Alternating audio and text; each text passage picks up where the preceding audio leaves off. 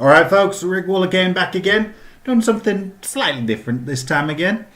It's sort of an editorial. And I know I'm doing this about 24 hours late, but I'm going to do it anyway. Because yesterday was the 10th anniversary of the new series of Doctor Who. New Who, as the kids call it these days. Now, I'm sure if you've watched any of my other videos, you know I'm such a big Doctor Who fan. I couldn't let this pass without, making some kind of comment. I missed the 50th a couple of years ago, so had to make a deal of this. So, what I wanted to do is, I've watched a few other videos on this subject, how people are gushing about the series and how it's great to have it and how wonderful it is and all the rest of that. And to be fair, they're mostly right. I mean, they're not foolishly saying it's a perfect series. They've happily pointed out certain flaws, but essentially all they've done is gush about how good it is. I didn't want to do that. You see, my relationship with Doctor Who has been going on a long time. I mean, watching the Sea Devils is one of my earliest memories. Admittedly, it was a repeat. And I remember watching Sylvester McCoy when he was the Doctor.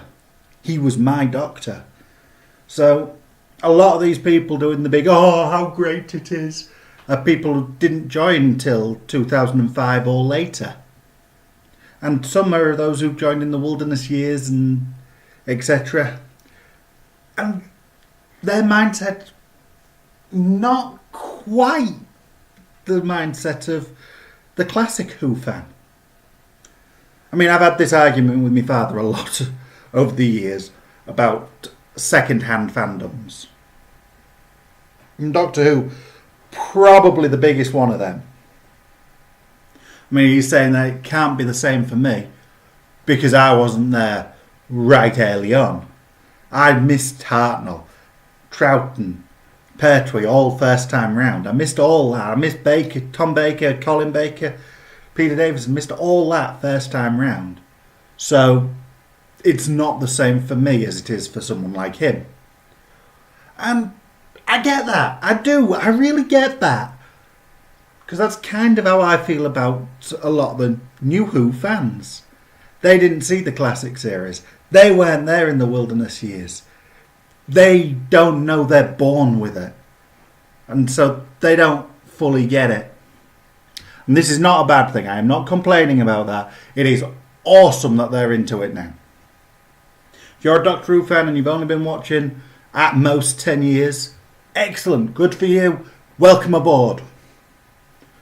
But what people don't get and what people seem to have forgotten is there was a whole other side to the fandom back when the new series was announced. Yeah, there was a lot of the fandom that was, yay, Doctor Who's coming back, yay! And yeah, that was a vast majority of the fans, I'd say, had that attitude. But they also, and this again, a surprising amount of the fans also had a really negative attitude towards it. Now, there was two main arguments on why they had the negative reaction to it. One was your classic, oh, they've changed it, so now it sucks, sort of attitude, because it's no longer multi-part stories that take half an hour each part and build up to a 2-hour show.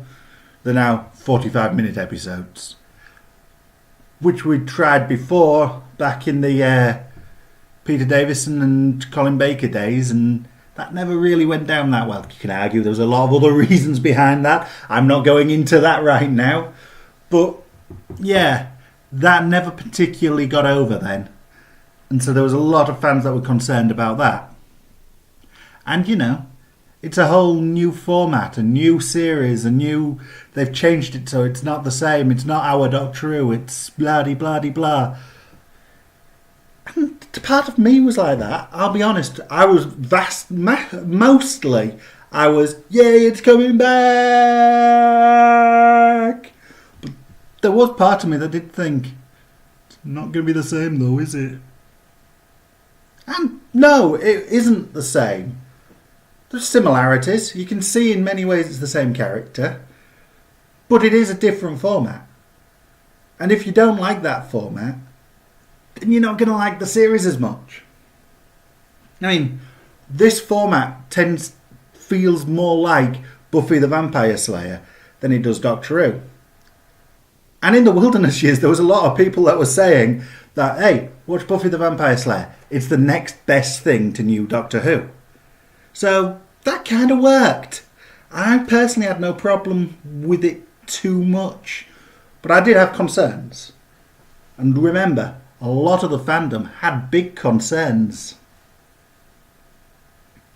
And then they weren't sure about the actors. I mean, Billie Piper? Seriously?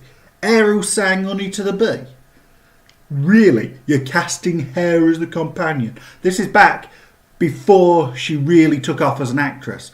Before she proved how awesome as an actress she was. Back then the fandom, they were really, ooh, I'm not so sure about that. Was she really the best person we could have got? And there was a lot of doubt about her. I have no doubt there was so much doubt about Billie Piper as the new companion. You cannot believe how much doubt there was in the fandom about Billie Piper. And okay, in the end it was proved unfounded. You can have certain issues with her, but not that she didn't play the part really well. You can have a lot of issues with the character of Rose. Personally, I don't have many. I enjoyed the character. But you can't have any issue with Billie Piper in the role. She nailed everything she was asked to do. She nailed perfectly. But before we knew she was going to do that, you can't believe the amount of doubt there was over her. And Chris Eccleston, we thought, yeah, he's a talented actor. We can see he's a good actor. We've seen him in Cracker. We've seen him in Second Coming. We've seen him in all kinds of different things. But is he really the Doctor? Can he pull that off? Of course, he did. Didn't stay long, but what he did so well. Great actor, proved himself in the role. Maybe seemed a bit too childish in his performance at times. But only occasionally. Only crept in, here and there. And overall, he was spot on as the Doctor. Could have done with him staying longer. This is an issue I've had with Chris Eccleston for a long time. Not that he didn't stay longer in Doctor Who. It's his thought that, I don't want to get typecast. I'm not doing it for long. He did the same thing in Cracker. I was always a bit young for Cracker, but I did catch bits of it here and there on a Monday evening. And I remember him getting killed off as a character. And he only seems to only be willing to do one series of a thing, and then he's gone. He's done. Which, when there was an interview with him, just before the new series started, it was on one of these Doctor Who documentaries, one of these, the show's back, let's have a look at the history of it. And they ended with an interview with him. And the interviewer said to him, so, are you in this for the long haul? Do you think you'll be around longer than Tom Baker as the Doctor? And his response, it was sort of a, yeah, we'll see. And it wasn't we'll see. It was a, we'll see. It really just showed exactly that he was leaving. As soon as that interview went out, the whole household here said, well, that's him done. He's going after this series then. A couple of weeks later, that was officially announced. So yeah, he never seemed to have the commitment. Going into the show, before we'd seen him perform as the Doctor, we couldn't trust his commitment to the show. His performance was epic, awesome, really good. Would love to see him again as the Doctor sometime. In fact, I still think it was a great shame that he wouldn't come back and do the War Doctor role for the 50th anniversary. That would have been awesome. And as much as I love John Hurt as an actor, I think that would have been better as a story. And then, of course, there was the other concern. In many ways, this was the real concern for a lot of fans at the time. About getting excited for New Who. The show was either going to be moderately successful, maybe get a couple of series out of it if the fandom all mobilised and were willing to get into it. but overall it wouldn't last long because it's just, you know, a niche little show. Or it was going to go mainstream. And as soon as it was clear it was going mainstream, that turned a lot of the classic fans off. Which really seems strange. It really seems counterintuitive. Lots of people are getting into it, so suddenly you don't care as much about it. But there was something about that. And it made the classic Who fans, not all the classic Who fans, I hasten to add, vast majority of them did not feel like this. Or didn't let this rule what they thought of the new series. But there was a good percentage that it suddenly didn't feel special to them anymore. Because you've got to remember, Doctor Who was this weird little thing on the side. No one really cared about except the fandom. And they kept it alive. They kept it going. And now for, well, some of them, I hasten to add, this is not me speaking for the majority of classic Who fans, they thought it wasn't theirs anymore. They'd lost it to the masses. Now, as a creator of works, even these YouTube videos, writings, acting, music, I understand that once it's out there, it's not yours anyway. You've lost it as soon as you put it out. People are going to interpret it their own way. Whether that's 2 people, whether that's 1 person, whether that's 60 million people. It doesn't matter. You've lost it because it's no longer yours. It's like the little baby bird when it first leaves the nest. It no longer, it's flown, it's gone.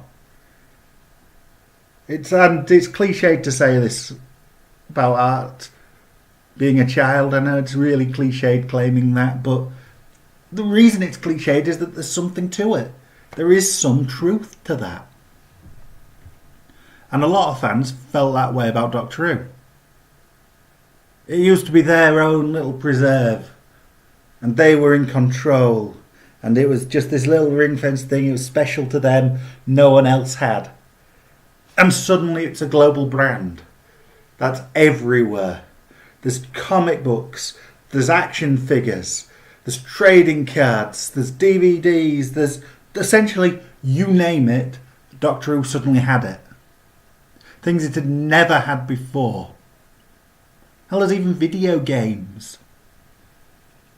You'd never get anything other than a little niche little thing back in the day. And my God, did that worry a lot of fans. They'd lost it. It wasn't theirs anymore. And that's what New Who represents to some. And to me, it's grown, it's changed. Still a major part of my life. Love the new series, love the classic series. I'll probably always be a classic series first. That will always be my first love over the new series. But I do still love the new series. Chris Eccleston, great Doctor. Dave Tennant, great Doctor. Matt Smith, great Doctor. Peter Capaldi, great Doctor. Excuse me. I don't think he's been given enough to do yet, but that's an argument for another time. But I think as the Doctor, he's nailed it. I think they all have. They're really good as the Doctor. And they continue the show that I've loved for as long as I can remember. With great grace, with great skill.